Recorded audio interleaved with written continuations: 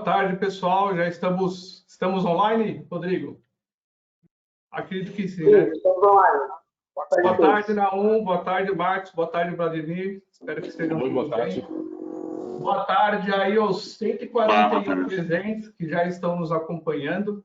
Espero que todos estejam bem. Espero que todos tenham tido um dia maravilhoso, que tenham almoçado bem, que não tenham comido tanto assim para evitar de vocês terem algum tipo de sonolência durante a apresentação e consigam prestar bastante atenção na gente, né? Vamos começar aí hoje, né, nosso terceiro dia, nosso terceiro evento aqui do GRC Talk.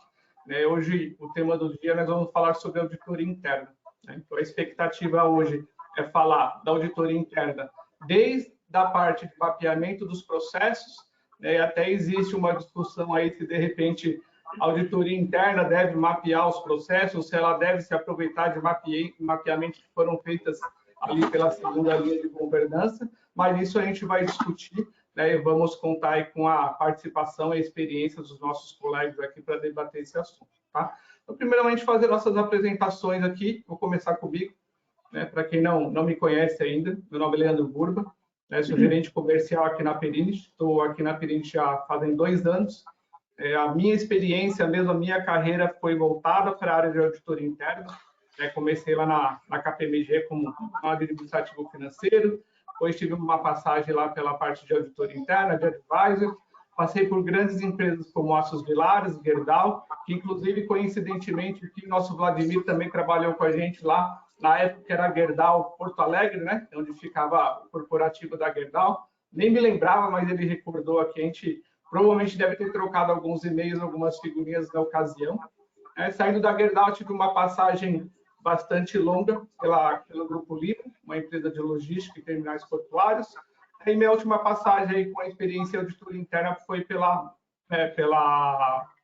Via Varejo, onde eu fiquei lá 3 anos, e depois saí da área de auditoria interna e vim aqui seguir uma nova carreira, uma nova fase na minha vida na área comercial, que, diga-se de passagem, estou gostando bastante, porque além de poder exercitar a minha capacidade de comunicação, de fazer network, que quem me conhece bem, me conhece de perto, sabe que eu gosto bastante, venho desenvolvendo isso ao longo dos anos, também posso continuar exercitando aí o meu conhecimento e aprimorando o meu conhecimento em auditoria, riscos, compliance, que é a temática que a gente vai falar hoje e que a Perinit também fornece aí serviços e soluções, tá? Então, vou pedir para os nossos colegas se apresentarem aqui. Começar pelo nosso amigo Marcos Rodrigues, né, que é sócio líder de auditoria, risco, compliance, governança e tudo relacionado à temática de hoje lá na PPIC. E aí, na sequência, depois a gente segue com a apresentação do Naum e do Vladimir.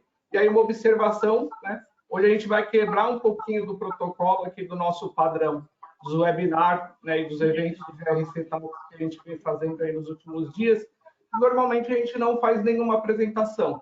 A gente utiliza esse espaço aqui para trocar ideia, né, para trocar informações, bater um papo, mas eu acho que o Vladimir ele vai apresentar um material bastante interessante, né, de uma pesquisa que foi feita ali pela comunidade de auditores, né, de países de língua portuguesa, que eu acho que tem tudo a ver com a temática de hoje, e partindo dessa temática a gente já começa nosso bate-papo mais técnico, tá bom? Mais uma vez, sejam todos bem-vindos, e vamos lá, Marcos. Contigo.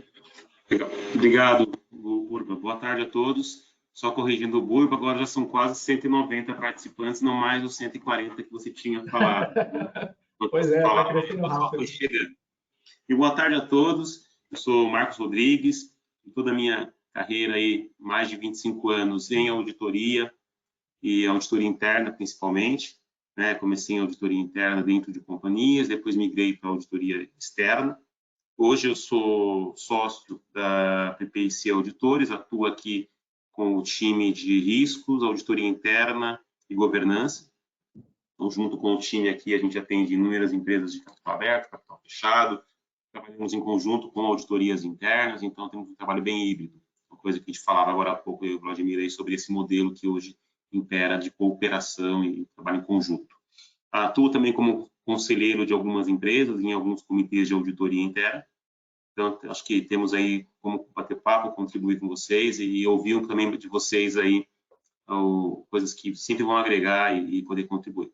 Acho que é isso aí. Passo a palavra para o Naum, por favor, Naum. Obrigado, Marcos. Bom, pessoal, também quero agradecer a todos pela presença. São mais de 190 pessoas aqui que realmente, né, estão preocupadas aqui com o tema de auditoria, tema de riscos, controles internos. Então, isso é super importante. A partir de agora também, uma responsabilidade para vocês, vocês são disseminadores desse conhecimento aqui. E eu espero também que isso daqui se torne um bate-papo, tá, pessoal? A qualquer momento que nós estivermos aqui apresentando algum assunto e surgir alguma dúvida, fiquem à vontade também para interagir, que aqui vocês acham que a gente está apresentando, mas na verdade, acho que o maior conhecimento aqui, o maior aprendizado vai ser do nosso lado mesmo, né? E para isso a gente precisa de vocês. Bom, como o Burba comentou no início, eu sou head de auditoria da Alpargatas, né? Head global. Alpargatas, hoje a gente tem no grupo Havaianas, como a mais conhecida das empresas do grupo. A Oasis, que é uma empresa focada realmente no digital e uma das melhores aquisições que a empresa fez agora nos últimos tempos. E, por último, a Roth, que é uma americana, né, uma startup também, de produtos também calçados com um teor um pouco mais sustentável, né? Também tive passagens por startups, pelo próprio Bank da Via Varejo, que hoje é a Via, né? E até o momento que eu estava lá era uma startup, hoje já é uma empresa operacional, ganhando cada vez mais corpo. Passei pelo Mercado Livre, pela Laureate, pela BMF Bovespa, pelo Banco Votorantim, pelo Grupo Recover, que também é uma empresa do Grupo Itaú, e sempre focado nas áreas, né, de auditoria, riscos, controles internos e compliance. Então, espero aqui agregar bastante aqui com vocês e também ter o suporte de vocês, a interação aqui de todos. Passar agora para você, Vlad. Maravilha, boa tarde aí a todas e todos aí que estão nos assistindo, ao Burba aí, obrigado pelo convite aí. Prazerzão aí estar conhecendo aí o Marcos, o Naum. Bom, falar um rapidinho aí de mim, até para a gente poder não tomar tanto tempo e abrir para o debate, ter tempo também de mostrar rapidinho, falar um pouco da comunidade, falar da pesquisa. Eu sou o Vladimir, né? Tenho formação base em administração, caí na auditoria, me identifiquei muito e aí já se foram 20 e poucos anos trabalhando com auditoria, risco e compliance, assim como o Marcos e o Naum, né? Passei por várias empresas, a mais recente foi um grande desafio bem particular para mim, porque era uma instituição religiosa, a Rede Marista, mas passei por empresas como o próprio Burba comentou, a gente foi colega ali na Gerdau, passei por Sonai, passei por Souza Cruz, BAT, então segmentos diversos aí, desde varejo, atacado, comércio exterior, siderurgia, educação, saúde, ensino superior, então empresas de tecnologia, já tive um pouco na operação no meu início na carreira ali, como analista de negócio, fazia a ponte entre os clientes e a área de tecnologia da empresa. Era uma empresa que desenvolvia sistemas e ERPs para a área hospitalar. Eu, particularmente, gosto muito de tecnologia, né? Eu sou um entusiasta do uso de tecnologia nas áreas de auditoria, risco e compliance, nas áreas de governança. Eu acho que agrega muito, já trabalho com analytics aí há pelo menos uns 18 anos, hoje a gente está falando muito forte aí de ciência de dados, data science, machine learning, deep learning, inteligência artificial, modelos matemáticos complexos de avaliação e análise de dados, e eu já mexo com isso de quando a gente não conhecia muito e hoje agora está muito no dia a dia das empresas. Não dá mais para tu ser excelente em resultados se tu não conhece o dado e a informação que tu tem na tua mão.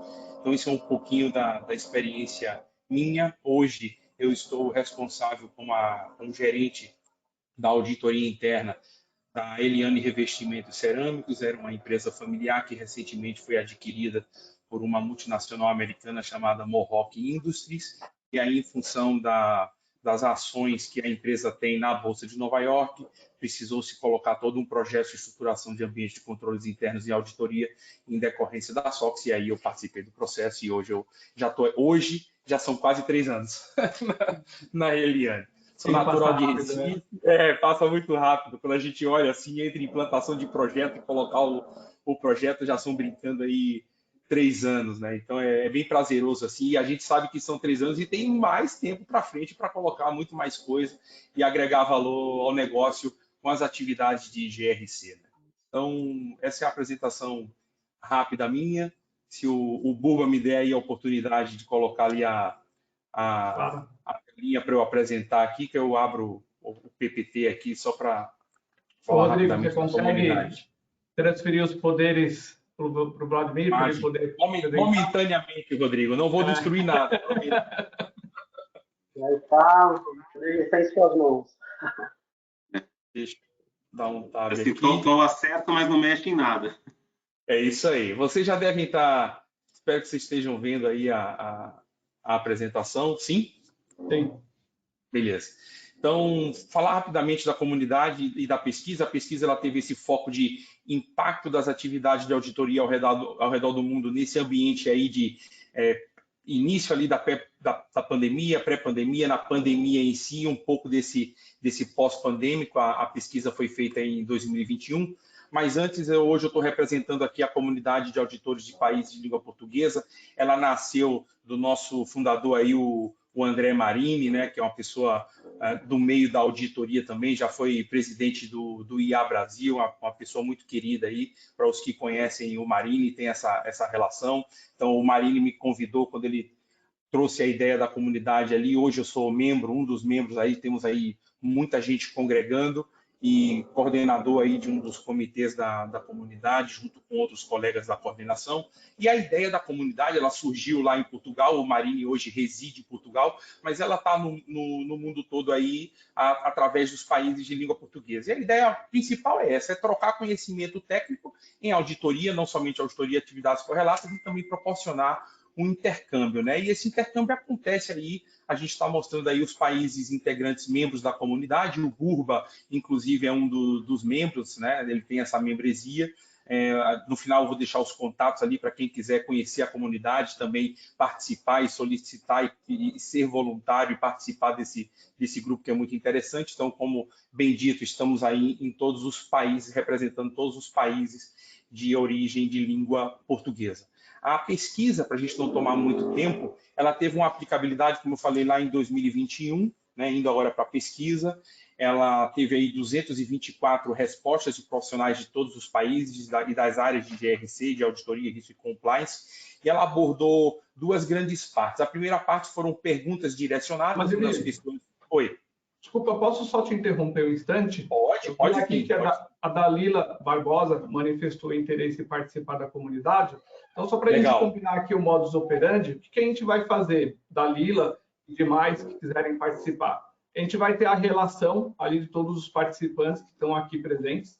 Então, aí depois eu vou coordenar aqui com o Vladimir, né, e com o que é do nosso time aqui de marketing, que forma que a gente vai capturar essas informações. Se a gente manda um e-mail, ou se a gente, né, cria ali uma pesquisa, um formulário, e a gente submete para todos vocês que estão participando aqui. Aí quem tiver interesse de participar, sinaliza, que aí o time lá da comunidade vai entrar em contato com vocês, tá bom? Só para a gente combinar a regra do jogo aqui. Maravilha. Pode ser assim? Pode ser. E no final também vai estar lá os contatozinhos, vocês podem ir conhecendo através das redes sociais, mas ficamos com esse combinado sim, com certeza. Fechado.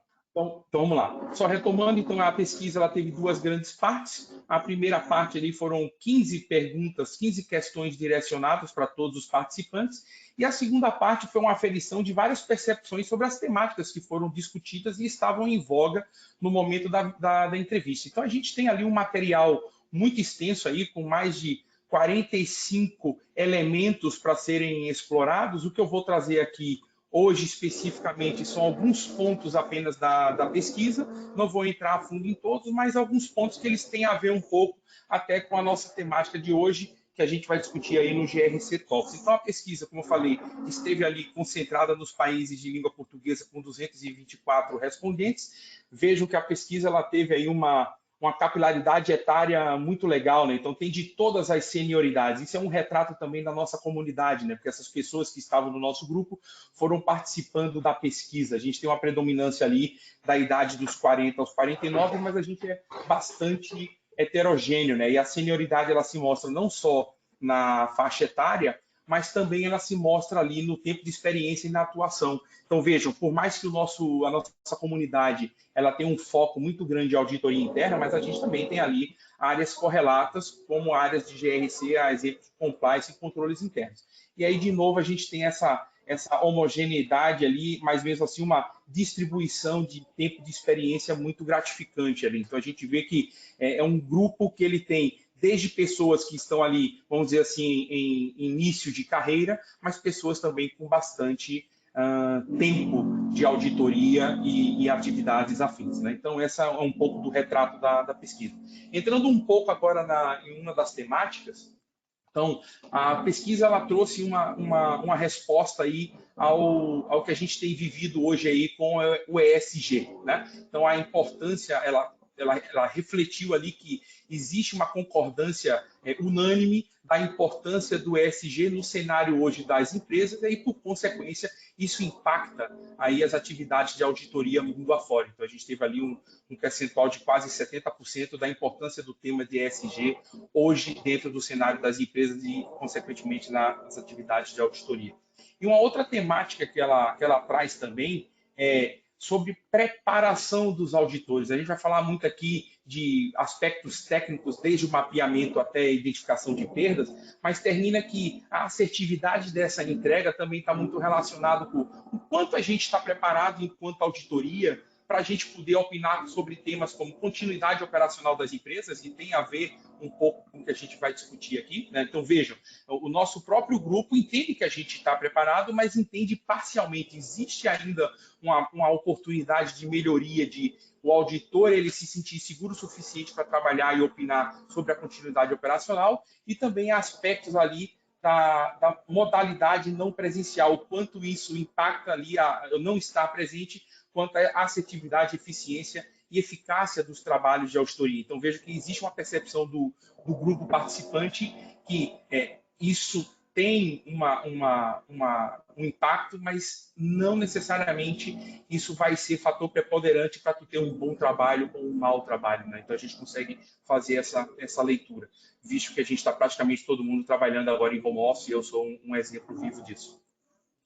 Ainda trazendo uma outra temática, falando do teletrabalho, a gente perguntou se era possível obter provas adequadas e evidências, né, adequadas e suficientes em relação a esse novo modelo de trabalho. Então, veja que existe uma concordância, mas ainda assim existe uma parcialidade. E aí a gente traz um pouco do contexto do digitalizado e do digital, né, dentro dessa nossa realidade. Isso vai impactar em processos de mapeamento e avaliação de perda, né? Essa mobilidade hoje, essa realidade, o quanto isso ajuda ou atrapalha em ter as evidências. E aí uma outra questão que eu acho que também vai colar um pouco no nosso assunto é o quanto nós estamos confortáveis enquanto áreas de GRC, né, a lidar com temáticas hoje que não tem mais como fugir disso, a tecnologia é uma realidade, acelerou e veio para ficar cada vez mais, da segurança da informação. Então, cada vez mais nós estamos aí expostos a essas situações e a gente tem que dar uma resposta à organização. E o quanto a gente se sente preparado para poder dar essa resposta quando a temática é cybersecurity, né? Então, também existe uma acordância parcial aí. Nem todos se sentem seguros quanto a essa temática. E, para encerrar, também tem a ver essa relação, que é a questão das tecnologias emergentes, né? Então, não somente específico para a cybersecurity, mas quando a gente traz um contexto mais amplo, como é que a gente se vê utilizando, agora não mais avaliando, mas quanto ao aspecto de usuário. Quanto nós, auditores, gestores de risco, de controles internos, de áreas correlatas do GRC, a gente está habituado a esse tipo de situação que pode parecer ser atual, mas a tecnologia ela já vem na vida da humanidade há um bom tempo, ela agora somente exponencializou, né? Então agora a gente deixa de ser digitalizado e tem uma necessidade de ser digital. E existe uma diferença muito grande entre esses dois conceitos. E aí, de novo, uma concordância parcial, pois nem todos se sentem nesse espectro ainda do digital. Então, esses foram alguns apontamentos aí que a pesquisa que a pesquisa trouxe. Não vou tomar mais o tempo de todos vocês. Vamos abrir aí já para as nossas conversas. Ficam aqui os contatos. Quem também quiser conversar comigo, está aqui o meu LinkedIn.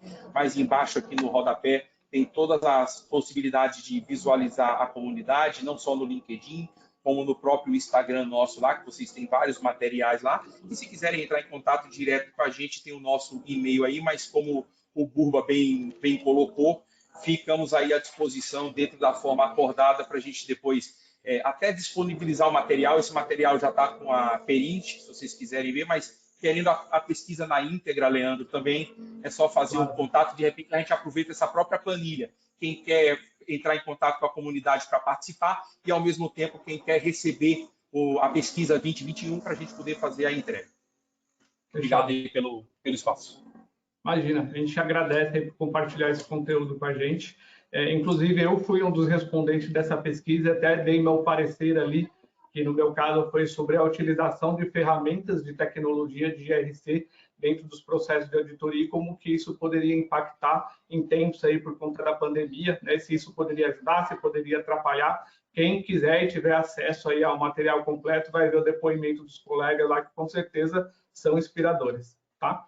Bom, a gente estava conversando agora há pouco como que nós conduziríamos essa pergunta, né, esse evento de hoje, até porque a temática ela é muito extensa, né? Quando a gente fala de auditoria, desde o mapeamento dos processos até a mitigação das perdas, a gente está falando basicamente do ciclo de auditoria por completo, né? Então, acho que eu vou primeiro lançar uma pergunta para vocês, né, até aproveitando um pouco da temática que o Vladimir colocou aí para a gente, de assuntos relevantes, que se fala, não digo nem todo dia, mas várias vezes ao dia, né? Primeiro, de privacidade de dados, que a gente está relacionado ali com a LGPD e outras temáticas ali de proteção de dados, tanto das empresas como de pessoas físicas, como da parte de ESG também, né? Então, assim, pegando o início da proposta do nosso evento de hoje, que é da parte de mapeamento dos processos, e conectando com os insights ali da pesquisa. Vocês entendem que hoje o time de auditoria interna ele está capacitado para emitir uma opinião acerca desses processos, seja de privacidade de dados, seja de ESG, enfim, todo esse contexto que a gente está falando agora, sim, não, ele tem capacidade de fazer o mapeamento e emitir uma opinião crítica, uma opinião técnica em relação a essas temáticas, ou a gente vai depender, né, como já dependemos ao longo da história aí, né, de outras áreas mais técnicas, de que a área responsável por aquele processo forneça as informações que podem acabar comprometendo a opinião do auditor, porque, né, ele pode omitir alguma informação, passar uma informação de forma equivocada, e, obviamente, a opinião do auditor ele é sempre formado em cima daquilo que ele conhece, em cima daquilo que ele identifica. Então, na opinião de vocês, você acha que a auditoria interna hoje está preparada para identificar, avaliar e emitir uma opinião mais técnica acerca dessas temáticas? Aí eu direciono primeiro aí para o Marcos Rodrigues. Acho que com a experiência que ele tem aí na consultoria, ele já deve ter visto vários cenários aí, talvez ele possa contribuir com a gente, Marcos. Poxa, a gente podia ter combinado as perguntas, Burba, para ficar mais fácil de ser o primeiro a responder, né?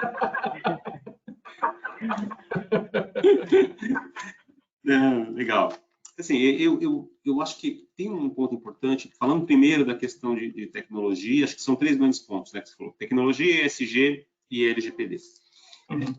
A gente, enquanto prestador de serviço, acho que a minha visão é complementar a do Vladimir e a do Naum, porque a gente tem projetos, a gente não tem um cliente, uma operação, ou uma rede, ou uma conglomerado de empresas. A gente tem os projetos dentro de clientes. Então, a gente tem muita coisa, muito trabalho que é pontual. E teve, sim, está tendo um aumento grande de procura por trabalhos de revisão, de auditoria interna, nesses pontos, né, de LGPD, de ESG e de tecnologia. E é difícil hoje você montar essas equipes. O nosso desafio hoje, enquanto empresa, é montar os times que saibam falar essas línguas e que, junto com isso, também saibam fazer auditoria. Tem gente muito boa em ESG, mas não é auditor. Tem gente muito boa em LGPD, mas não é auditor. e tem gente muito boa em tecnologia que não é auditor. A dificuldade é juntar isso no mesmo profissional ou fazer uma montagem de uma equipe que consiga juntar isso, que é o caminho que a gente tem. Acho que deu uma travada. Eu acho que o Marcos deu uma travada. Deu uma travada. Ele já tinha comentado que ele caiu agora há pouco, então vamos esperar para ver se caiu mesmo e ele voltar. Bom, aproveitando que o Marcos deu uma caída, não sei se você, Vladimir, gostaria de comentar a percepção de vocês em relação a essa temática. Aí, quando o Marcos Rodrigues voltar, ele continua a linha de raciocínio dele. Não sei se o Naum quer falar. Posso falar que o Vladimir falou bastante. Posso falar também. Uma coisa que o Marcos falou. Então, a gente tem demandas que junto para esses serviços que eu atendo. Isso. O Marcos está voltando, né? Deixa eu não sei, vocês me ouviram ou não? Acho que deu um pau aqui na minha conexão. Não, tinha dado uma travada, voltou agora, só sua imagem que está travada, Marcos. Sua imagem está travada, exatamente. Eu vou desligar aqui minha câmera, vou ficar sem a câmera aqui para ver se eu melhoro a minha conexão. Vai lá, fica à vontade. Mas então, como eu não sei o quanto me ouviu, e eu falei bastante aqui, né? Não. Me ouvem? Não. Sim, escutamos. Sim, estamos ouvindo. Legal. Então, assim, eu acho que a dificuldade é juntar isso nos profissionais, né? Isso a gente tem trabalhado juntando equipes, colocando junto com a equipe de auditoria alguém que seja especialista nesses 3 aspectos. É a forma como a gente tem encontrado aí para atender essas demandas de clientes, essa demanda de mercado. Eu também posso compartilhar um pouquinho, assim, já desses temas vividos, né, principalmente nessas últimas empresas que eu passei, já que são temas mais atuais. Eu, como auditor, já de início de carreira, eu sempre pensei, né, o auditor, ele é o primeiro responsável ali por obter os conhecimentos dele, para realmente entender e ter a empatia com a área que está sendo auditada ali do dia a dia, né? E eu compartilho bastante também dessa visão do Marcos, que a gente tem realmente essa dificuldade de encontrar nos skills ali do usuário, né? Perfil de auditor e mais um perfil voltado para ESG, mais um perfil voltado para LGPD. E aí o que eu tenho aqui para o time, sempre também por onde eu passei, eu tentei levar aos auditores, é que a gente realmente nós somos os primeiros responsáveis, né? Então, quando a gente está, por exemplo, vou dar um outro exemplo aqui, né? Auditando metodologias ágeis, né? Que o Scrum não é mais futuro, ele é realidade agora, e é importante o auditor entender ali como que funciona a metodologia. Então, também cabe ao auditor ir atrás da certificação, ir atrás do conhecimento, para quando, sim, ele for fazer a auditoria, ele também já ter um pouco mais de empatia e conhecimento para poder realmente ter uma discussão de alto nível ali com o analista desenvolvedor de TI, né? Pensando especificamente em LGPD, e aí também a gente já performou algumas avaliações nesse foco, e a gente, eu digo, auditoria interna como uma visão de terceira linha de defesa, uma visão independente.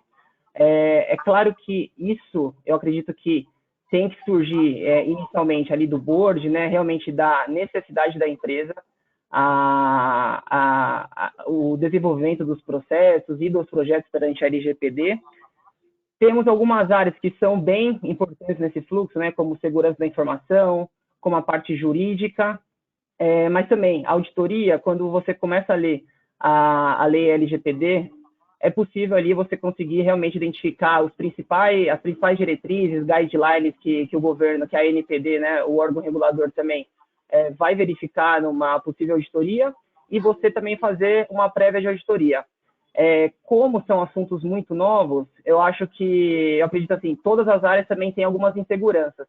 Então, é importante a auditoria colocar a visão dela no momento ali que está o processo nascendo, né, para que nos próximos passos ali que a gente vai fazer, vai realmente implementar a LGPD e certificar que está de acordo com a lei, o processo já esteja um pouco mais redondo, né?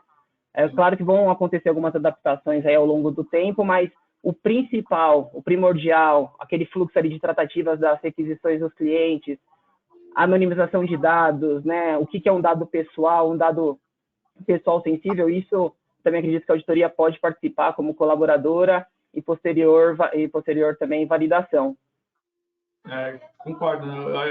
O que você comentou é verdade. Como são temáticas novas, eu acho que a LGPD, apesar da LGPD já ter sido instituída formalmente, ela ainda não começou o processo de fiscalização, ainda não tivemos nenhuma empresa autuada formalmente, né, com a identificação ali das não conformidades, com o que de fato ela está fazendo errado. Então, de fato, o mercado ainda não sabe o que é o certo e o que é errado. Obviamente, muitas empresas saíram na frente, já estão fazendo, até porque se espelharam lá na GDPR europeia e lá já tem há bastante tempo. Então, mais ou menos um Ctrl-C, Ctrl-V do que a gente tem aqui no Brasil, as empresas estão se espelhando nisso. Mas, com certeza, né, eu acho que a gente tem a evoluir, a auditoria tem muito a aprender. Uma coisa que é importante, né, que eu sempre conversava com o meu time, quando você falou da questão do mapeamento dos processos, de entendimento, de especialização, eu comentava assim, na minha opinião, a curva de aprendizado do auditor, ele só vai ter condições de opinar e emitir um relatório bom,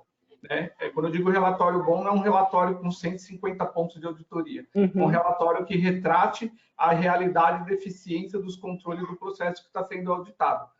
Por mais que na história da auditoria o auditor fica frustrado, né? Quando ele audita o trabalho e não identifica nenhum ponto, né? Assim, é verdade. Quem começou agora ou já está na metade da carreira, isso vai acontecer. Mas, assim, se você fez um trabalho bom, um trabalho adequado, se você tem o conhecimento pleno do processo e emitiu uma opinião com confiança que, de fato, aquela estrutura de controle está funcionando de forma adequada, significa que você fez um excepcional trabalho. Porque você tem o domínio daquele processo, você conduziu de forma adequada, foi bem atendido pela área auditada e conseguiu emitir uma opinião técnica com bastante excelência. Então, não se sinta frustrado. Deixa eu puxar um pouco dessa palavra que você trouxe aí, da plenitude, e fazer um gancho com o que o Naum e o Marcos falou da questão do generalista, especialista, né? Por mais que a auditoria ela seja uma área de terceira linha, ela tem independência, imparcialidade, auditoria interna, auditoria externa, todas as duas gozam da mesma prerrogativa, né? E aí tem as nuances aí de por que ser interno e por que vem o externo, enfim. Mas a auditoria, ela é uma área de negócio, como qualquer outra área de negócio de qualquer organização, né? Então, a auditoria, ela passa por ciclos que outras áreas também já passaram. Então, eu 20 e poucos anos de auditoria, o Marcos também deve ter presenciado isso, você, o Naum, mas teve momentos que se buscavam muito auditores, mas com um perfil mais generalista.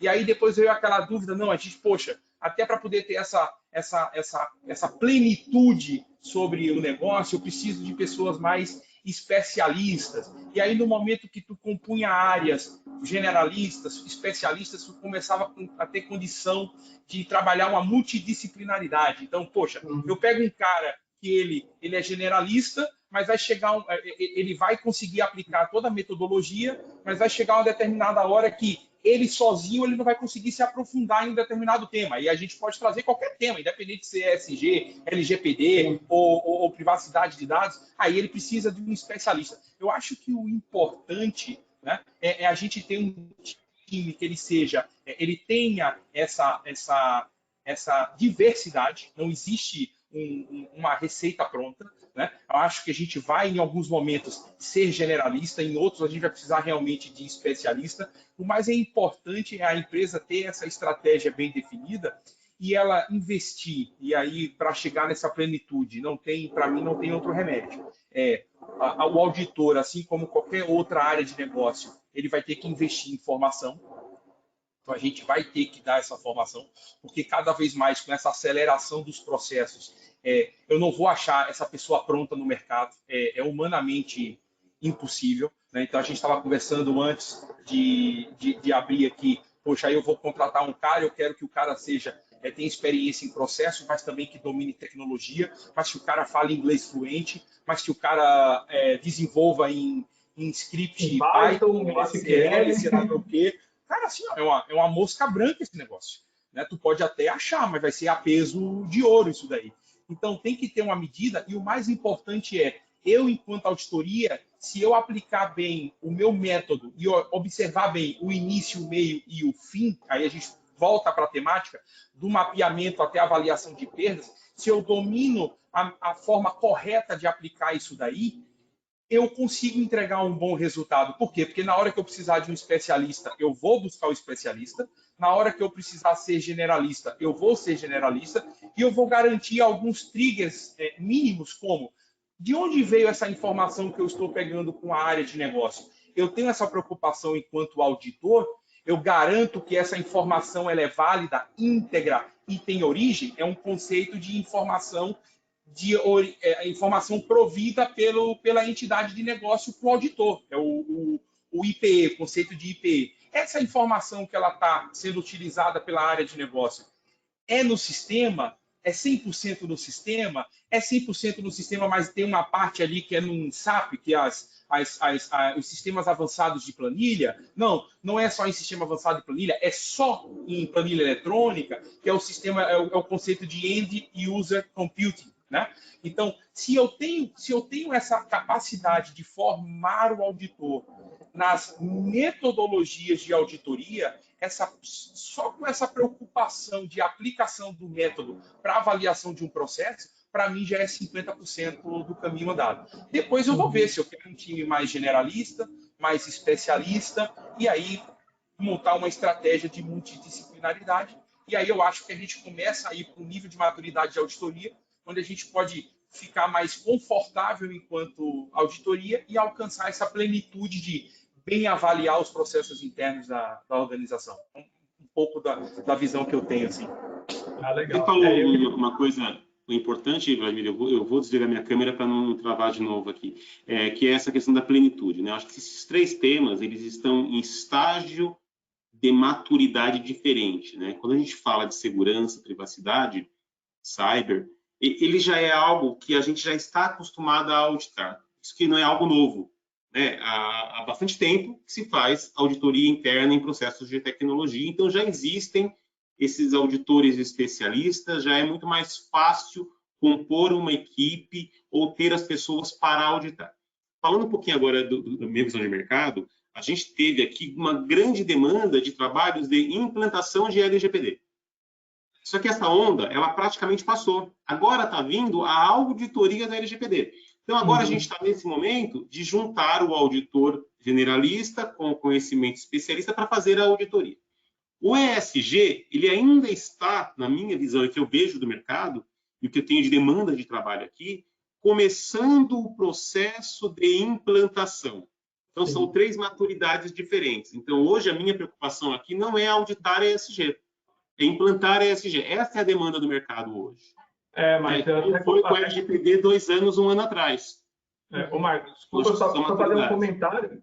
Falando em ESG, a percepção que eu, Leandro Burba, tenho acompanhando o mercado e até alguns clientes que a gente tem conversado sobre ESG, alguns buscando ferramenta para implementar, outros tentando entender o que é ESG. A expectativa que eu tenho, a impressão que eu tenho é que o próprio mercado ainda está definindo quais são as melhores práticas de ESG, principalmente por segmento. Obviamente, as melhores práticas para uma empresa, né, vou citar aqui como um Suzano, porque eu tive a oportunidade de dar uma olhada no relatório de ESG que o time de lá da Suzano compartilhou com a gente, e aí, devido ao segmento de mexer com papel e celulose, você tem um impacto gigantesco ali no meio ambiente, social, enfim. Mas você tem outras empresas de segmentos diferentes que, às vezes, não têm um impacto tão significativo em ESG. Será que é o mesmo peso e a mesma medida para todos os segmentos, todos os portes de empresa? Com certeza não. Mas o próprio mercado ainda está definindo quais são essas melhores práticas de ESG, como monitorar esses indicadores, e aí depois que a gente tiver um mínimo de melhores práticas definidas desses processos implementados, aí que vai vir a onda, como está vindo agora da LGPD, dos auditores auditarem esses processos, esses controles e emitirem uma opinião técnica acerca do assunto. Então, acho que, falando de ESG ainda, do ponto de vista de auditoria, eu acho que até uma temática importante para que nossos amigos auditores aqui não esperem definirem as melhores práticas. Na medida do possível, dentro da empresa que vocês atuam, já participe da construção dessas melhores práticas. Que aí, eu sou da escola que eu sempre tentei construir uma imagem de uma auditoria consultiva que sempre teve do lado ali da administração no sentido de agregar valor. seja com recuperação de receitas, redução de despesa, melhoria dos processos e, felizmente, né, tive bastante sucesso nas últimas empresas que eu passei, ao ponto da auditoria interna, às vezes, ter a cadeira fixa em alguns projetos de implementação ali, seja para opinar quanto à eficiência dos controles, logo no nascimento, na estruturação daquele processo. Então, a dica que eu dou ao Burba é que vocês se estruturem para já participar dessa construção. Veja, isso que você traz aí é abordagem de auditoria. Então, veja, por mais que o tema ESG seja uma coisa nova, eu concordo contigo, né? Ou seja, as regras do jogo, elas ainda estão se configurando, né? Em algum momento, esse negócio vai estar consolidado, vai estar na mesa, e aí, bom, essa é a regra do jogo. Falando de maneira... Agora vamos auditar, né? Agora vamos auditar. Mas o que o Leandro está falando é aquilo que a gente estava comentando aqui. Então, veja, a abordagem. Né? Eu não preciso, né? Se eu tenho uma abordagem bem consolidada dentro do meu departamento de auditoria, e isso se dá com formação, com estruturação de time, um pouco generalista, um pouco especialista, eu posso olhar essa multidisciplinaridade, mas eu tenho que ter bem consolidada a minha abordagem de auditoria. Porque se eu tenho isso, eu não preciso necessariamente que toda vez que surja um tema novo, eu fique de braço cruzado esperando que venha a regra do jogo. Né? A gente falando de ESG hoje, mas muito do que se tem agora no que está surgindo com essa necessidade das empresas observarem esse aspecto da relação da empresa com o ambiente, da relação da empresa com o social, da relação da empresa com a governança. Cara, isso já existe. Então, olha lá, quando a gente falava em direito intergeracional, isso está dentro do ESG. Direito intergeracional basicamente vem cá, o que é que eu faço hoje, independente de ser indivíduo ou pessoa jurídica, para minimizar o impacto das coisas que eu vou deixar para gerações futuras. Isso a gente já vinha falando. Isso é ESG. Aí agora a diferença é que a gente consolidou tudo isso num pacotezão, e aí todo mundo convencionou em chamar isso, nessa nova onda, de ESG. Mas, lógico, tem outras coisas que surgiram, né? Além de simplesmente do direito intergeracional. Mas a auditoria, dentro dessa lógica, ela já conhecia essas questões anteriores à ESG, e dentro do que tu colocou, desde que ela tenha uma abordagem consolidada, ela pode ir participando dentro da empresa, e quando essa regra do jogo chegar, a empresa já está melhor preparada para absorver isso daí. E até para compartilhar aqui um exemplo para todos aqui que estão nos assistindo, né? Exemplo prático mesmo de tudo isso, em alguns momentos ali a gente tem uma pequena percepção, né? Que quando surge uma lei, a gente fala, quem foi a pessoa que colocou essas diretrizes aqui? Isso é impossível a empresa conseguir atender, né? E isso, em alguns momentos, né? Principalmente do passado, eu acredito, era realmente uma falta ali de um grupo multidisciplinar que ajustasse a redação dessas leis, né? E aí um exemplo prático, ali em meados de 2000, né, quando o Banco Central também estava implementando tanto as diretrizes, né, para instituições de pagamentos, que são as IPs, e as instituidoras de arranjo de pagamento mesmo, muitas credenciadoras de cartões de crédito, ou também empresas como o Mercado Pago, né, que aí é uma questão um pouco diferente, elas tinham diversas dúvidas com a legislação. E aí, o próprio Banco Central, em algumas auditorias, eles iam nas empresas e falavam, bom, isso realmente faz sentido, o que você está falando, o que o cliente 2, o que o cliente 3 está falando, então cabe a gente também fazer uma revisão nas leis, né?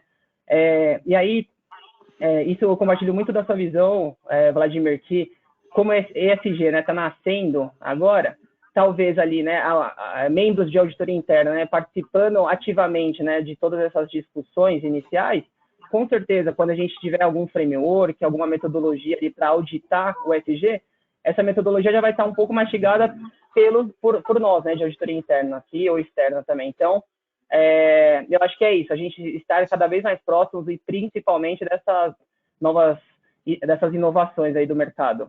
O próximo não, né? O mais recente agora é o Open Banking também. Tá. Gente, eu vou fazer o seguinte... Isso que a gente nem entrou em coisas mais hard, né? Tecnologia. Então, quando a gente... Como é que Verdade. o auditor... Agora a gente tem o blockchain, né? Como é que o auditor, que basicamente, tirando o pessoal da tecnologia, da TI, o auditor mesmo padrãozão, como é que o cara vai assegurar, sem entender nada de lógica algorítmica, sem entender nada de desenvolvimento, como é que o cara vai assegurar que o que está ali dentro é o que deveria estar ali dentro e está ali dentro? Né? Verdade, colocando verdade. mais lenha na fogueira. Trabalhar com criptomoedas. Ó, gente, a gente já está com algumas perguntas aqui dos participantes, tá? Então, como tem algumas perguntas aqui que ainda está relacionada à temática da parte de mapeamento, toda essa parte do embasamento, construção da metodologia da nossa opinião, eu já vou trazer algumas perguntas para a gente debater, tá? E aí depois a gente vai avançando e a expectativa é que a gente finalize, né, o evento falando de como prevenir ou como identificar perdas ou como que, de fato, o trabalho da auditoria interna, seja com qual abordagem, qualquer processo, como que ele pode prevenir, né, seja com ferramentas, seja com treinamento e capacitação do pessoal, seja com terceirização de algumas atividades, tá? Então, primeiro eu vou trazer aqui a pergunta do Márcio Doring, me desculpe se a pronúncia não estiver correta, tá, Márcio? Mas, olha, ele pergunta assim, o mapeamento dos processos, boas práticas, a análise de riscos juntamente com compliance. Em qual momento essas definições internas previnem perdas, fraudes e atuações indevidas de gestores? Como se prevenir? Basicamente é o seguinte, em que momento que nós temos que estruturar os nossos controles internos para que a gente evite a perda, né, desses valores ou que a gente consiga ali, talvez até de uma forma detectiva, recuperar ativos que foram perdidos, seja de ativos fixos, monetários. Na opinião de vocês, como construir essa estrutura de forma eficiente? Deixa eu começar, porque eu gosto desse assunto. Normalmente, quando a gente está nessas áreas, a gente entra nessas áreas, né, e como já tem as cartilhinhas prontas, né, basicamente, como a gente fala muito em ambiente de controle, risco, ambiente de controle, risco, ambiente de controle, risco, no meu ver, a gente tem um pequeno viés, que aí se acontece assim, eu acho que é um equívoco, não é que ele não vai ajudar, mas ele pode atrapalhar, que é olhar de baixo para cima. A lógica eu quero começar olhando para o controle. Né? É o que eu percebo. Mas, no fundo, o que vai balizar para cada empresa, e independente do segmento e do modelo da empresa, você tem que olhar qual é o plano estratégico da empresa. É de cima para baixo. Lógico que essas duas coisas vão interfacear, o estratégico vai interfacear com a operação e a operação vai interfacear com o estratégico, mas eu acho que o grande balizador e o grande pulo do gato para facilitar isso para a auditoria e ela fazer isso com consistência é você bem entender qual é o plano estratégico da empresa. E aí, qual é o desdobramento disso? Porque aí você vai ter as diretrizes e os objetivos. Uma vez que você tem isso bem entendido e bem definido, o resto fica mais fácil de você identificar e bem colocar o que e onde tem que estar. Porque se você tentar de baixo para cima, pode ser que você está olhando um controle que ele não está cobrindo, por exemplo, objetivo nenhum. Você acha que esse controle é adequado, mas ele não precisaria nem estar ali, porque ele não está cobrindo objetivo nenhum.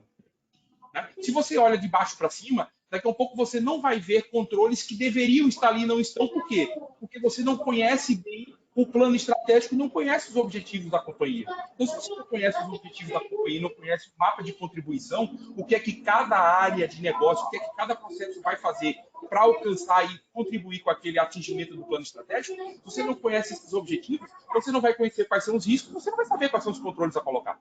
Então, eu acho que o pulo do gato é esse, para a gente bem estruturar e ter esse processo de início, mapeamento, avaliação e entregas de oportunidade de melhoria que vão mitigar esses riscos e minimizar essas perdas, é começar pelo plano estratégico.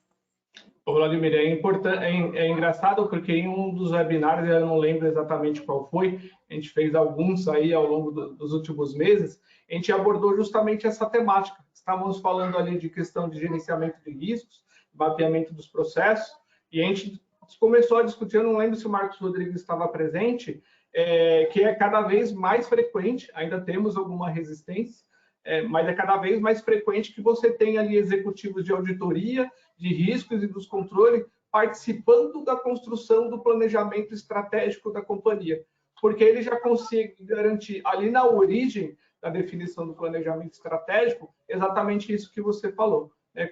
Qual que é o apetite ao risco da companhia? Para onde eu estou indo? Né? Para onde estou indo e onde eu quero chegar?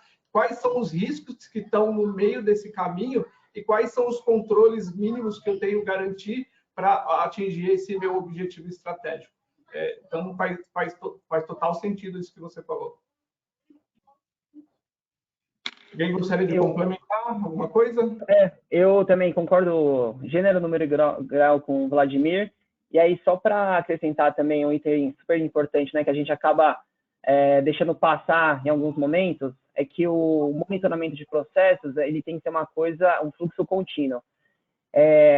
As áreas ali responsáveis, elas não podem fazer um monitoramento agora em maio e achar que esse monitoramento vai ser o mesmo no final do ano. Em 6 meses, pessoal, já mudou tudo, né? Que seja uma atividade específica ali, alguma validação a mais, a menos, isso já mudou, né? Então, precisa ser entendido por todos na companhia, né? Desde do board mesmo até o primeiro nível, o trainee, o estagiário, que é um fluxo contínuo e que a gente precisa estar sempre ali mapeando o processo. Eu não tenho nada a agregar, acho que o Vladimir e você foram muito felizes nas colocações, para mim faz todo sentido esse alinhamento, né, da auditoria com o plano estratégico, com a cadeia de valor da empresa, né, quando você parte da cadeia de valor para você chegar lá naquilo que você tem que gastar o seu tempo para fazer a auditoria, uma vez que o recurso à auditoria é limitado e eu não conheço nenhuma empresa que consiga auditar todos os seus processos, porque isso fica inviável do ponto de vista financeiro, né? Então, eu acho que se a gente foca na cadeia de valor, foca no que é relevante e foca dentro daquilo que é relevante, os riscos relevantes, acho que aí está a sabedoria de como direcionar os recursos, a gente vai cobrir aquilo que realmente traz algum valor e aquilo que vai agregar como resultado, né? Inclusive, não sei se você se recorda, Vladimir, na época, eu lembro muito bem na época que eu estava na Gerdau, né, quando a gente estava construindo um dos planos de auditoria, na ocasião que eu estava lá. Naquela época, não faz tanto tempo assim, né? Naquela época parece que faz 20, 30 anos atrás, né? Mas sendo mais ou menos uns 10 anos atrás aí, uma das... Não revela a idade da gente, Buba, não revela a idade. Eu até fiz a barba, porque minha barba já está ficando branquinha também. Você deixa eu fazer a barba, passar um gelzinho no cabelo, para juntar e esconder os cabelinhos brancos para disfarçar um pouquinho a idade, porque eu já estou naquela casa da pesquisa lá dos profissionais acima de 40 anos. Né? Mas, enfim, eu lembro que na ocasião lá da Gerdau, a gente já conectava o plano de auditoria com riscos ou com objetivos de controle que estavam sendo definidos formalmente na matriz de planejamento estratégico. Eu não sei se você se recorda, a gente fazia o link, fazia a identificação, porque era uma das premissas de priorização dos trabalhos de auditoria, que era a forma que a auditoria interna poderia contribuir, que ela podia, né? Mas ela contribuía, né, com o atingimento do objetivo estratégico, que era avaliar a estrutura de controles que estava relacionado com o atingimento daqueles objetivos estratégicos. Sim, é a lógica do mapa de contribuição, né? Então, assim, por mais que a auditoria interna tenha a sua independência e imparcialidade para poder fazer essa avaliação de todos os processos e áreas de negócio da companhia, e ela seja uma área de terceira linha, mas no final do dia ela também é uma área de negócio. Então, no momento que tu tem o PE ali, tu desdobra ele, tu faz o mapa de contribuição, todo mundo tem que contribuir, né? Então, é uma lógica inerente ao negócio. E lógico, depois que a gente faz esse primeiro exercício do início ali, para poder construir o plano, e geralmente os planos são de 4, 5 anos, eles passam por revisões dentro da organização, né? E não é uma coisa morta, é viva, mas também não é uma coisa que tu muda todo dia, porque também senão tu atrapalha as questões operacionais da companhia. Mas a gente vai, uma vez que a gente tiver estruturado, aí beleza, aí tu vai ter a tua matriz de risco de controle, e aí tu vai estar olhando para esses caras assim, vendo a interface dessas atividades operacionais aí com as atividades tático-estratégicas, né? Mas o início tu tem que olhar de cima do guarda-chuva e ver esse desdobramento, né? E aí participar junto com a alta administração, até para ver qual é o entendimento do acionista para o negócio. Eu gosto de dizer assim, o cara tem uma empresa lá que ele tem o negócio principal dele, sei lá, vamos lá, fazer, já que tu usou a Gerdau, fazer aço, mas também tem recebe de fornecedores lá, bags, caixas, não sei o quê, e aquele resíduo de papelão, de sacola, não sei o quê, de bag e tal, fica ali, não, vamos montar uma empresa de vender sacola e papelão. Não, qual é o objetivo da companhia? É fazer aço. Então não tem que ter empresa de vender papelão. Né? Então, porque senão tu começa a pendurar coisa demais desnecessária que não está alinhado com o objetivo. Concordo com a companhia. Bom, seguindo, tem mais 2 perguntas aqui que eu vou trazer para a gente, antes da gente, né, direciono a outros questionamentos. E essa aqui vai diretamente para o Naum, até porque ele citou lá a questão da metodologia ágil, né? O Robert Correia, ele fez a seguinte pergunta: ó, como auditores, necessitamos das evidências para a realização de nossos trabalhos, mas, por conta da metodologia ágil, os gestores olham isso como burocratização e afirmando que estamos indo na contramão da metodologia. Qual a opinião dos oradores, no caso Naum, aí depois se os demais quiserem contribuir também, com realização de auditoria em processos ou negócios que utilizam a metodologia ágil Scrum? Na sua opinião, isso vai atrapalhar, vai agilizar, ou até a própria auditoria fazendo os trabalhos com base na metodologia? Qual que é a sua opinião a respeito? Ótimo, obrigado, Burba. Ótima pergunta, Robert. Obrigado também pela pergunta. Acho realmente um tema super relevante dentro das auditorias ágeis, né, que cada vez mais, tanto a própria área de auditoria interna, ela precisa também ser mais ágil ali tanto para o seu comitê quanto para o board. Bom, e aí entrando um pouquinho na questão, quando a gente realmente, né, vai auditar a metodologia, por exemplo, aqui eu vou dar o exemplo do Scrum, que foi uma das recentes que a gente finalizou. A Scrum ali, ela informa para você as principais etapas, né, da metodologia. Então, aquela daily meeting, que é a reunião de 15 minutos, onde 3 perguntas precisam ser respondidas, a definição de backlog do produto, as sprints review, sprint retrospective e a própria sprint, né? Então, quando você vai auditar um processo ágil, de uma certa forma você está auditando um processo de gestão de mudanças da companhia, né? Só que a gestão de mudanças que a gente tem ali de IT, de COBIT, ela realmente, teoricamente, burocratiza um pouco mais o processo. Quando a gente olha ágil, e aí especificamente Scrum, a gente tem essas principais etapas, né? Aí a minha recomendação, realmente ali para a operação da auditoria interna, né? É você focar nessas principais etapas, e aí um fator super importante é que a própria auditoria interna ela tem acesso, de uma certa forma, ou acesso de consulta ou administrativo, na ferramenta que é realizado as etapas do Scrum. Então, ali, por exemplo, eu vou dar um exemplo de ferramenta também realmente do mercado, né? O Gira, que é uma que está ganhando cada vez mais mercado. No Gira você consegue, dentro de cada uma das sprints, verificar quem testou, quem está envolvido no processo, se após toda a sprint realizada ali teve uma sprint review, uma sprint retrospective, e aí a auditoria em si ela não se torna mais burocrática, porque você também não chega acessando tanto o analista e desenvolvedor, né? E você mesmo vai ter esse acesso às informações, às evidências. É claro, e aí é uma cartilha de boas práticas do mercado, né? A gente tem que saber também ter o equilíbrio. Se você visualizou ali no Gira que Joãozinho e Maria estão conversando e não colocaram nenhuma evidência de teste, falaram concluído, você vai falar, em algum lugar essa evidência está, né? Se você testou, eu espero que não esteja na sua área de trabalho, né? Esteja em algum outro sistema ou no repositório da rede da empresa, mas que você compartilhe agora na ferramenta oficial, que nesse exemplo aqui seria o Gira. E aí, esse equilíbrio eu acho que é super importante, né? Esse equilíbrio é importante alinhar tanto com o gestor, quanto também com os stakeholders ali das áreas auditadas. Deixa eu completar isso que o Naum falou, porque é muito importante isso, tá? Essa pergunta do Robert é muito cabível, mas vamos lá.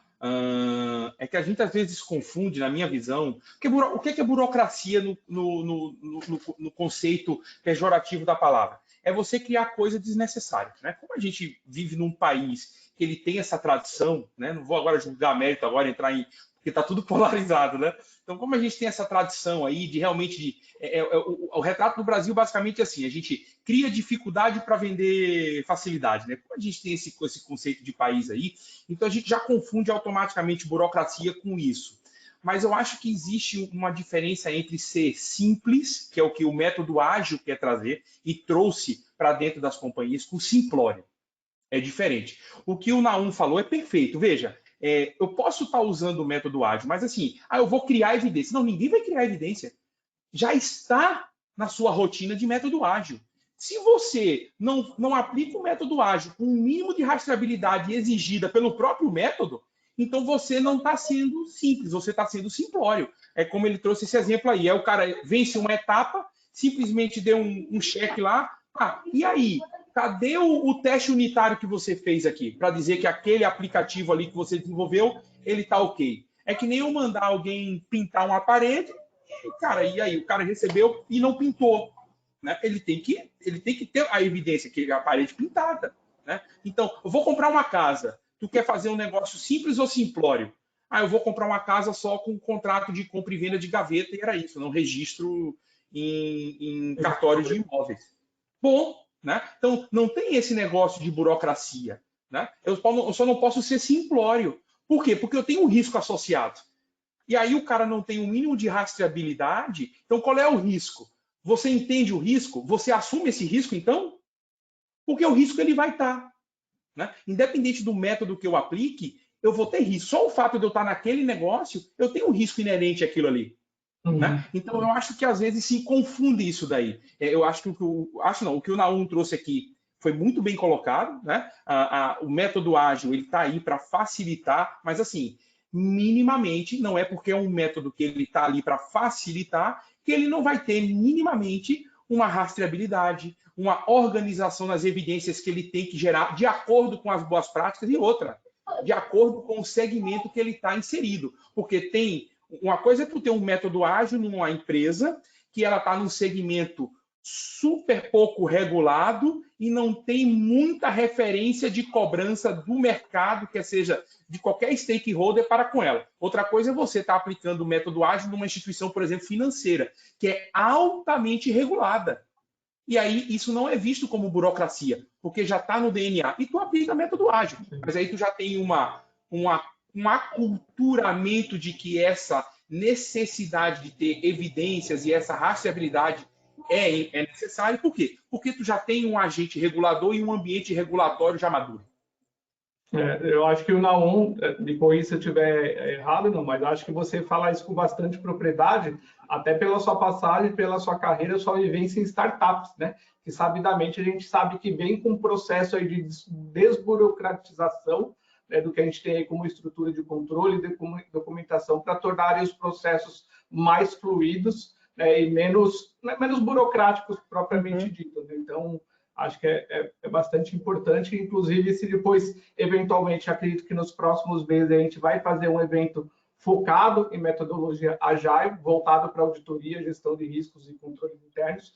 Desde já você já sinta-se convidado para participar novamente, que acho que a sua experiência vai contribuir bastante com a gente. Focado legal, nesse tipo de temática. Conta comigo, perfeito, perfeito. Legal. Gostaria de contribuir com alguma coisa, Marcos, antes de eu ir para a última pergunta aqui? Só para passar para a gente. Foi totalmente colocado muito bem. Acho que é a eterna briga entre agilidade, efetividade e burocracia e segurança do processo. Exatamente. Eu lembro, principalmente quando começou a SOX, né, Vladimir? A empresa já tinha uma baixa maturidade ali do que era interpretado, o que era aceito como evidência de realização dos controles internos para a SOX, porque na época, quando veio o boom da SOX lá, com a quebra da Remo, enfim, quando começou as Big Four, na época, né, não, na verdade, quando começou já era Big Four, porque foi por conta de uma das Big Five que, né, que a gente acabou... A gente conta o milagre, mas não sei se é da sua época, não. Eu não lembro desse nosso Big Five, não. Não é da minha época, não, hein? Não vem, não. O cara conta o milagre e não conta o santo, Buba. Daqui a pouco os caras começam a falar de Big Six, Big Ten, vamos voltar. E, na época, assim, a preocupação é que tudo fosse formalizado. Tudo que tinha que ser assinado pelo executor, pelo revisor e pelo aprovador. Isso acabou criando uma burocratização, uma papelada desnecessária, que acabou meio que descaracterizando, e como que eu posso dizer assim, um termo que não seja muito pejorativo, enfim, acho que desqualificando o que as empresas entendiam como uma estrutura de controles internos, porque muita gente começou a fazer, porque a SOX mandava fazer. E no final das contas, aquele monte de papel assinado, aquelas pilhas, você pega, por exemplo, o cara ele tinha um controle lá de revisão de journal entries do SAP, né? Aí o auditor, certificador, ele tinha que validar as evidências. Como que fazia? o cara emitiu um book de quase 1000 páginas, né, e pedia lá para o controller assinar página por página, e na última página tinha a assinatura ali do CFO. Aí chega lá para o auditor certificador, está aqui o book de jornal. Tá aqui, O cara olhava assim, está assinado, beleza, controle efetivo, né? Mas, enfim, Verdade. acho que essa questão aí do método Agile, né, vem justamente para tirar isso que é uma burocracia, que é o fazer por fazer, e quando você vai olhar lá os objetivos do controle, o objetivo do risco associado àquela atividade, você vê que esse controle propriamente dito é uma burocracia e não vai mitigar nada. Então, acho que isso é uma mensagem bastante importante para os auditores. É importante também, gente, quando vocês estiverem fazendo esses trabalhos, né, principalmente o pessoal que está começando a carreira agora, se vocês identificarem controles que são burocráticos, que não mitigam nada, ou aquele, estou fazendo porque sempre foi feito, apontem também nos relatórios da auditoria. Porque isso vai trazer credibilidade para o trabalho da auditoria interna, que vê que ela não está ali para ficar procurando pelo ovo, e ela está preocupada em realmente em melhorar a estrutura de controle interna da empresa e agregar valor para o negócio. Você ia falar queria falar um ponto, assim, tem tido, né? Eu tenho percebido. Deixa teu vídeo aberto. Se travar, tu tira. Deixa o vídeo aberto aí para ver o que acontece aí. Para continuar aí. Tá bom, vamos lá. Vamos fazer o teste. Eu tenho visto uma demanda muito grande nos últimos meses e aí no período recente por trabalhos e profissionais de controles internos, né? Eu acho que aqui a gente sabe disso. O mercado desses profissionais experientes e competentes está muito difícil. Nós temos falta de pessoas. A gente fala que a gente tem vagas em aberto aqui ad eterno. Então, inclusive, se tiver participantes aqui dessa área, por favor, avisem, porque tem uma demanda de trabalho de controles internos muito grande. Só que todos os trabalhos que estão sendo demandados, né, dentro da nossa área de controles aqui a fazer, que passa aí ou por levantamento de matriz de controles internos, ou por revisão de controles internos, ou pela formalização dos controles, tem um pedido também, junto com isso, que o projeto tem que focar em eficácia de controles, e não só mais em segurança de controle, né? Então, isso tem sido uma demanda. Ou seja, eu não quero só que o controle seja seguro, eu quero que o controle seja eficaz e que ele não burocratize a operação. Então, essa demanda tem exigido bastante do pessoal de controles internos, das áreas de controles internos, e é um pedido que antes não existia, ninguém tinha essa preocupação antes. Agora, a preocupação ela passa pela segurança, que é o foco principal do controle, é a segurança, segurança e a cobertura do risco, mas também tem um pedido muito forte para que eu quero saber se tem controle duplicado, se ele é eficaz, se ele é eficiente, e se ele não burocratiza, e se ele é sistêmico e não manual. Então, está muito mais complexo isso hoje, mas está muito alinhado com o que o Vladimir e o Naum colocaram aí. Isso aí. E aí, usando esse gancho que você falou, rapidinho, Buba, aí de novo a gente volta lá para o início, porque eu só consigo desenhar um controle com essas características se lá no início eu entendi qual é o objetivo. Exatamente. Porque aí eu vou bem identificar o risco e aí eu vou colocar um controle com um desenho que justamente ele vai atender a esses atributos aí. Né? E aí dentro dos recursos disponíveis ali no processo, você vai ter um controle mais eficiente e mais seguro, né? Dentro das possibilidades que a gente sabe que tem realidades diferentes, sistemas diferentes, né? Situações diferentes, mas busca é que nem o cara colocar a segregação de função numa empresa de 3 pessoas, né? Dentro das possibilidades, tem que sempre buscar ali o mais seguro e o mais eficiente possível. Só fazer uma observação aqui, a Ana Kachovski, vocês estão com sobrenome que vocês estão dificultando a vida do mediador aqui. Se eu pronunciei errado, me desculpe também, viu, Ana? Ela comentou aqui, ó, que quando você estava falando da questão ali da evidenciação da metodologia ágil, que você deu a resposta que ela busca na prática há 1 ano. Que ela já fez um trabalho de TGC, ela acabou escorregando lá justamente por conta disso. Então, Ana, tenho certeza, né, que se você quiser explorar um pouco mais o assunto, o Naum vai ficar disponível, vai estar à disposição para vocês trocarem mais algumas figurinhas. Né? E eu acredito que talvez a gente vá para a última pergunta, porque a gente já está a 18 minutos de encerrar o evento, e a gente gosta de encerrar aqui pontualmente, respeitando a agenda de todo mundo. Você vê, quando a conversa é boa, a hora passa que a gente nem percebe. Tá? Boa, não é verdade? Aí, depois dessa última pergunta, aí eu quero fazer uma provocação especificamente, né, como que a auditoria interna, seja com a aplicação de testes ou com qualquer tipo de abordagem, ela pode ajudar a promover e evidenciar como que ela ajuda a empresa na prevenção de perdas e recuperação de ativos. Mas antes de entrar nessa temática, eu vou trazer aqui a última pergunta da Tatiane Barbosa. Né? Primeiramente, ela nos parabeniza pela palestra. Muito obrigado, Tatiane. Ela fala assim, o evento está sensacional. Ela fala, peço que o grande problema da auditoria é que o mercado ainda solicita auditores completos, com tanto conhecimento que acaba dificultando o acesso de profissionais na área, inclusive no que tange a auxiliar na melhoria contínua de sistemas de gestão de compliance e de risco. Qual seria a solução na visão de vocês? Acho que é um pouco daquilo que o Vladimir estava falando. O cara tem que conhecer Python, o cara tem que conhecer ACL, tem que conhecer de mapeamento de processo, de risco, de SOX, de Basileia, de JSOX, e você encontrar um profissional no mercado com essas características, quando encontra, é um cara que vale peso de ouro. E às vezes você não tem orçamento disponível ali para poder contratar um cara desse peso. Né? Então, frente a esse cenário, com essas características, essas preocupações, ainda mais o mercado, né, se tornando cada vez mais digital, com novos riscos que estão aparecendo nas empresas, né? A questão o Vladimir colocou bem, a questão de blockchain, criptomoeda, que são assuntos que eu espero não ter que auditar mais nessa vida, porque eu não sei mais se eu tenho se eu tenho cabeça para aprender isso aí. Ainda bem que eu estou na área comercial agora, então para isso aí a gente tem que ser só investidor, Buba. Só investe. Se eu aprender a investir e me remunerar bem, já está de ótimo tamanho. Não quero me preocupar em ter que auditar esse tipo de situação, não.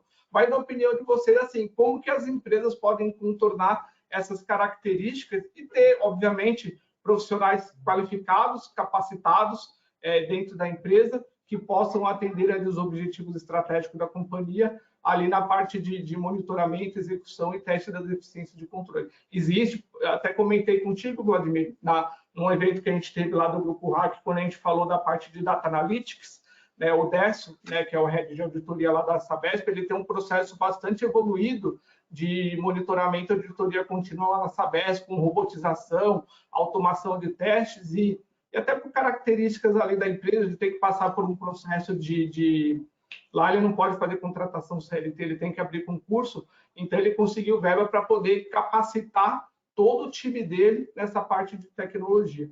Né? Mas a gente sabe que isso não é uma realidade que está em todas as empresas. Então, na opinião de vocês, como nos prepararmos e como preparar os próximos profissionais que vão entrar aí no mercado de auditoria para atender essas necessidades mais diversas? Quem que poderia... Bom, Marcos, vai lá. Posso começar, se vocês me permitirem? Eu queria... Você fez uma outra pergunta, Leandro, que era uma outra coisa, que era a questão do demonstrar o quanto contribui. Né? Eu queria contar uma história, assim, eu vou tentar tomar cuidado para não contar a minha idade. No primeiro trabalho com auditoria, eu comecei o caminho inverso. As pessoas começam trabalhando numa empresa de auditoria, depois migram para trabalhar dentro das companhias. Esse é o normal do ciclo da nossa carreira, né? E eu comecei no inverso. Eu comecei como estagiário de auditoria interna na COFAP. E aí, muitas aqui vão lembrar, talvez nós quatro aqui lembremos, não sei o restante do pessoal que está assistindo, porque a COFAP hoje não existe mais como empresa, né? Mas naquela época, a equipe de auditoria interna lá era uma equipe robusta para a época, né? De 25 anos atrás. Tinha um diretor de auditoria, 2 gerentes, 5 sêniors e 4 estagiários. Era uma equipe robusta, né? Que hoje talvez seja difícil de encontrar equipes desse tamanho. E o diretor de auditoria, chamava-se Flávio, ele me disse quando eu entrei, ele falou assim, olha, Marcos, toda área tem que se pagar. E você precisa demonstrar que você se paga se você quiser sobreviver dentro das companhias. E para a auditoria interna não é diferente. E ele tinha um relatório, um livro dele lá, onde ele tinha todos os trabalhos que a área já tinha executado e quanto que aquele trabalho tinha gerado de economia ou de recuperação de custos ou de benefício futuro para a COFAP. Então, aqui, assim, isso se fazem 25 anos, eu me recordo muito disso, porque é um aprendizado, né? Isso, é claro que hoje ninguém mais faz daquele jeito, mas você precisa sempre provar que você é uma área que gera retorno. É a forma de você conseguir, toda a auditoria interna, sem dúvida nenhuma que ela gera retorno. Com certeza. Mas você precisa provar isso. Cada companhia tem um modus operandi, uma política interna, mas isso é fundamental, né? Se quiser sobreviver enquanto área e enquanto dentro de uma companhia que está todo mundo brigando por grande. Marcos, só fazer uma consideração até antes de entrar lá na pergunta lá da Tatiane, a respeito da capacitação do time. Em duas das empresas que eu trabalhei, Marcos, nós tínhamos, né, uma meta estabelecida pelo Comitê de Auditoria de recuperação de despesas, né, recuperação de valores. Assim, na prática, financeiramente, a auditoria ela tinha que se pagar.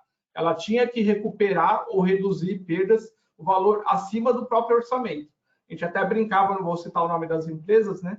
Mas tinha uma em específico lá que o resultado financeiro da auditoria, né, o EBITDA da auditoria, ele era maior do que algumas unidades do grupo ali do ponto de vista de recuperação.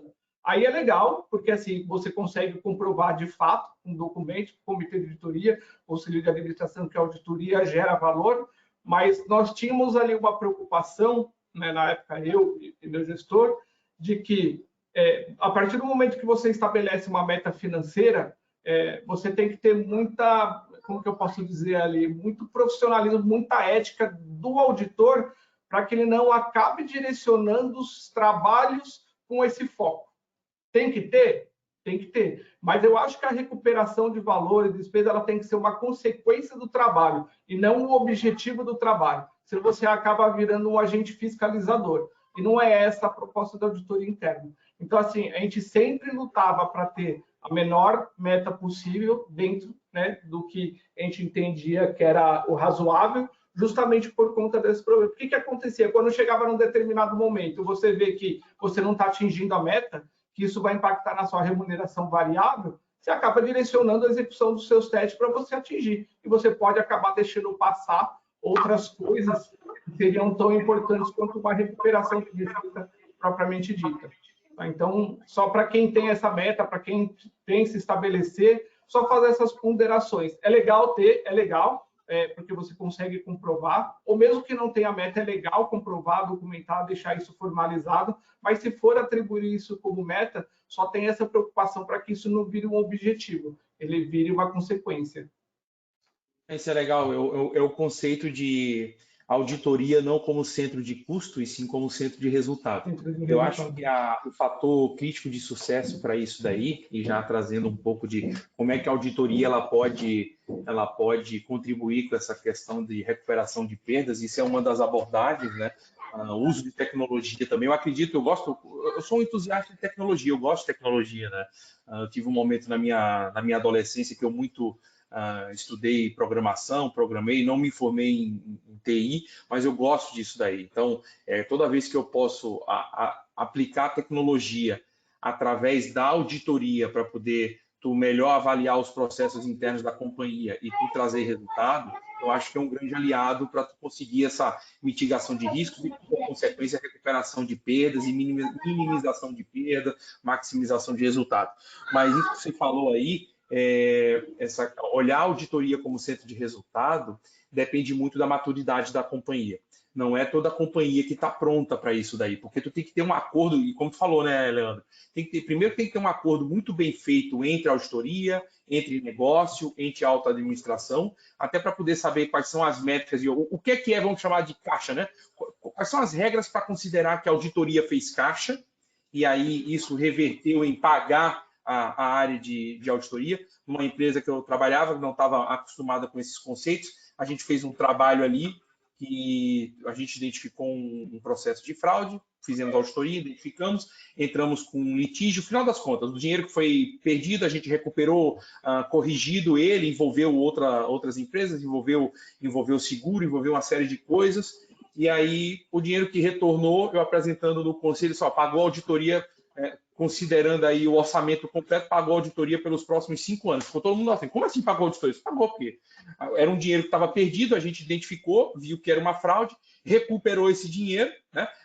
Nenhuma área de negócio chegou a ver isso daí. Então, a gente que viu e trouxe. Então, assim, né? Então, veja, a empresa não estava preparada para ouvir aquilo ali.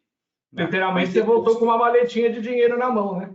E aí depois isso começa a aculturar. Então, tem que ter um acordo muito bem feito e, como você falou, né? Isso não pode ser o fim.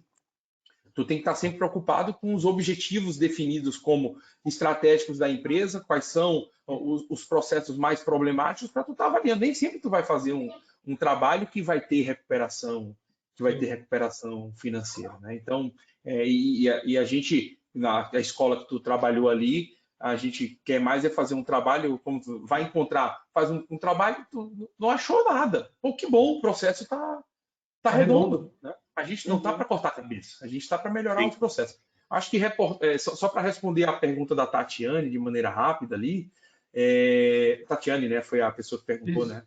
Eu acho que, assim, a gente está numa economia de livre mercado, a gente vive num país inserido num contexto mundial que é de livre mercado, a hegemonia do sistema capitalista ali, e a gente, como profissional, a gente precisa se preparar também, né? Assim como a empresa também precisa investir. Eu acho que é um jogo de dois lados aí, né? A gente, essas empresas, às vezes acontece isso, de querer o profissional já pronto, e vai muito da demanda e da oferta.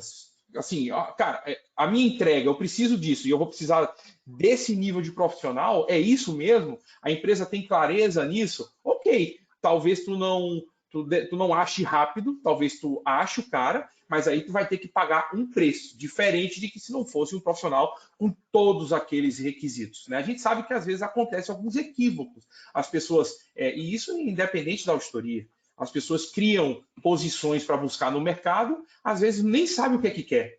E aí acontece isso daí. Mas quando tu tem clareza do que tu quer, né, ok, então tu vai buscar esse profissional, quanto mais escasso, mais caro ele vai ter. Então, por um outro lado, também tem um interesse do profissional em, cara, eu não vou ficar, isso é uma mentalidade minha, eu não vou ficar esperando também só pelo que a empresa me proporciona.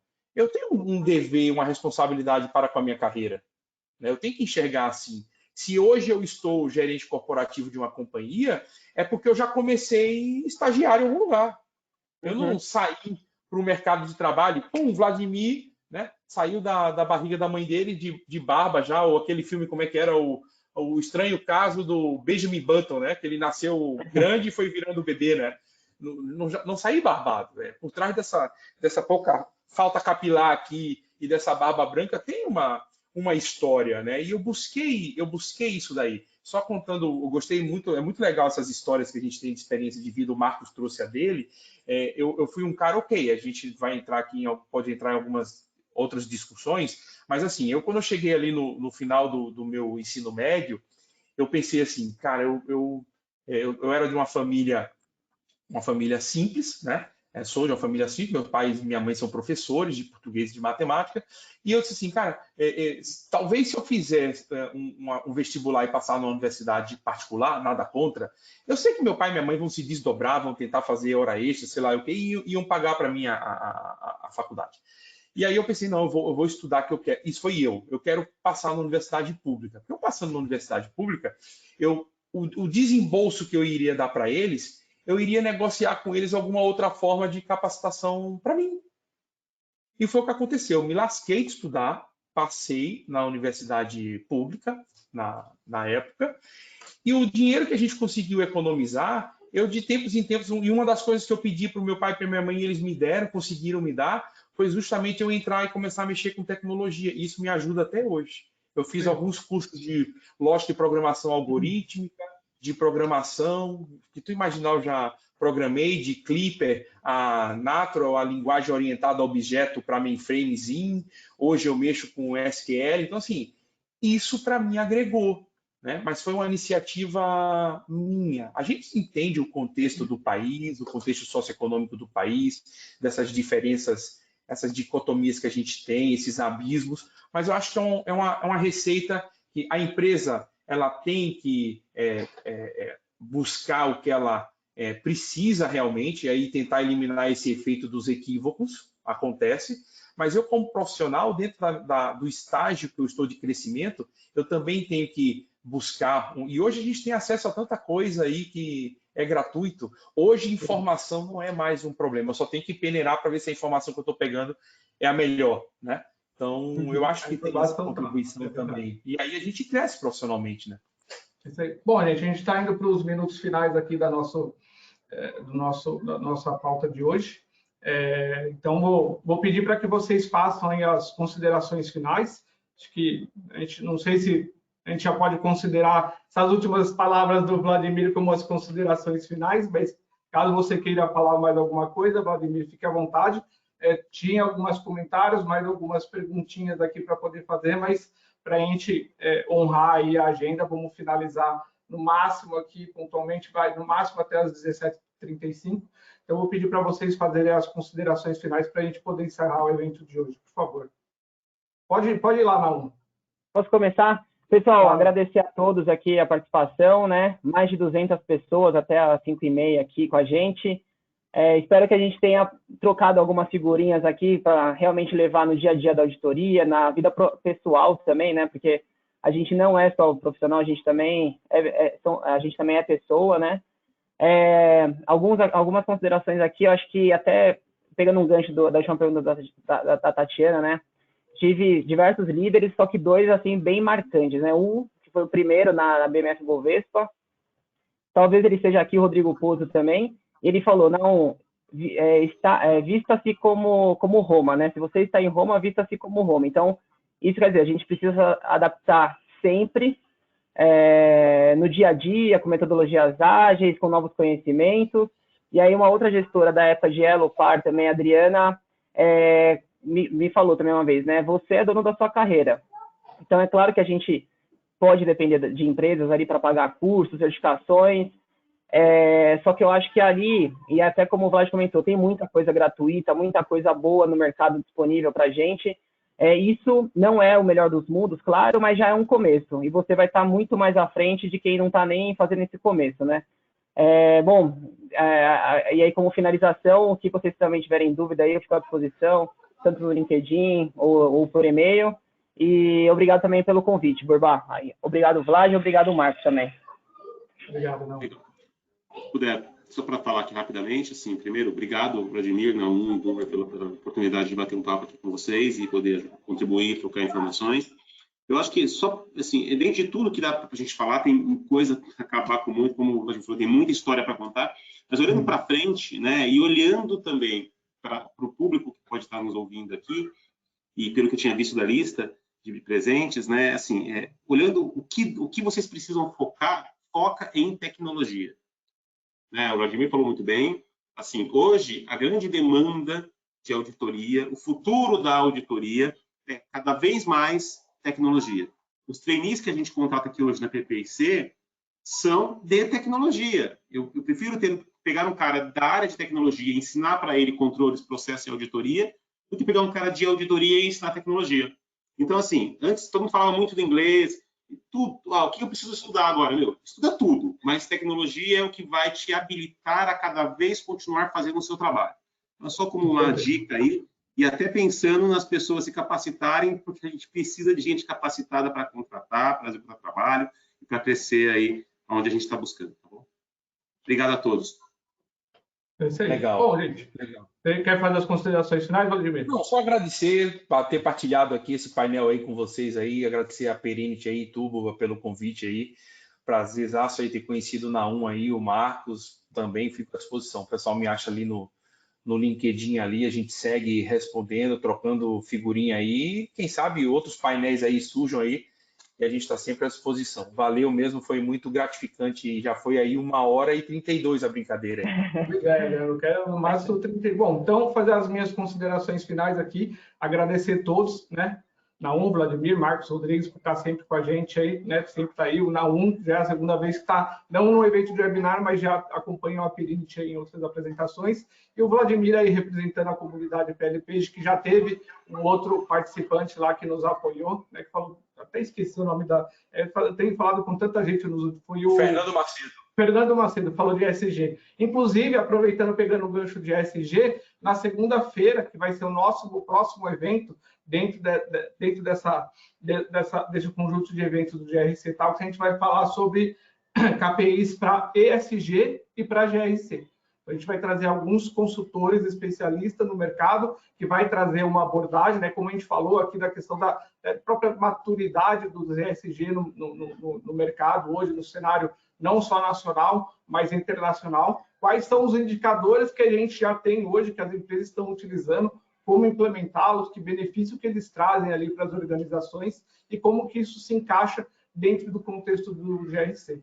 Então, convido todos aí que estão aqui, vocês quiserem participar desse evento, provavelmente vai ser no mesmo horário, mas tem a agenda certinho lá dos próximos eventos. E para quem quiser conhecer um pouquinho da Aperinity, convido vocês a acessarem nosso site lá, www.aperinity.com, para vocês conhecerem um pouco da Aperinity, um pouco, né, do que a gente oferece das nossas soluções lá voltadas para a GRC.